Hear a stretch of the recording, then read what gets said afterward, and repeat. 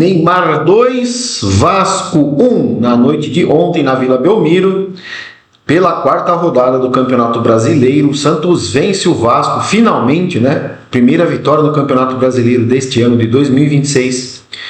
E é sobre isso que a gente vai falar em mais este conteúdo do canal A Voz do Santos, o canal que dá voz ao torcedor do Peixão.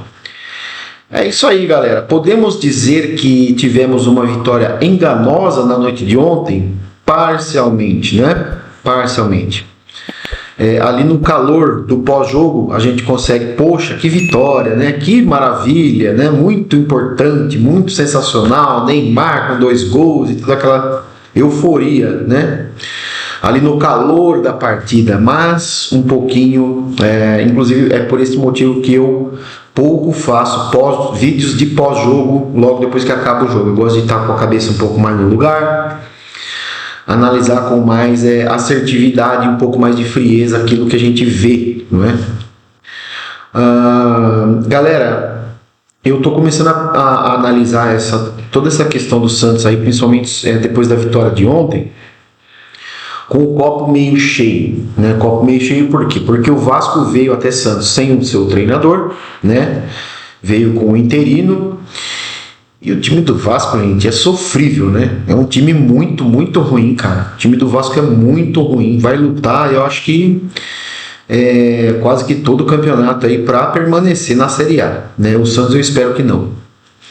Mas por que eu estou dizendo isso? Porque a gente vê copo meio cheio, porque o Santos, além de vencer a partida, jogou pro gasto. Não foi uma partida primorosa, não foi nada de se encher os olhos, mas também não foi tão ruim, né? E eu acho que foi na média o suficiente só para vencer por 2-1, né?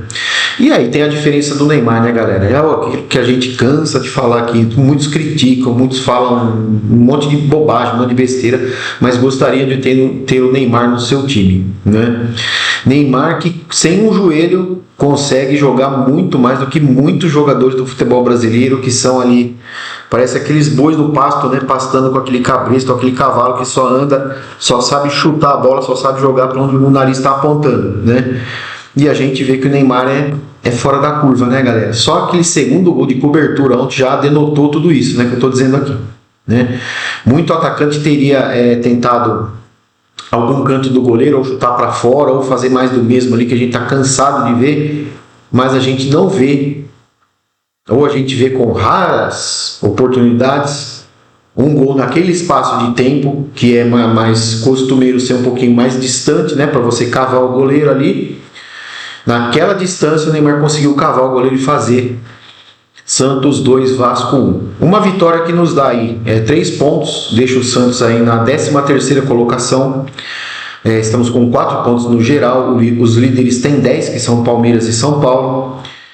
E ainda aí a gente tem, agora, por isso que eu estou falando daquela questão do copo meio cheio. Essa foi a parte do copo meio cheio, agora qual que é o copo meio vazio, né? O Santos vai ter agora, depois da eliminação do Campeonato Paulista, o Santos ainda conseguiu a permanência do Vojvoda com esse resultado de ontem.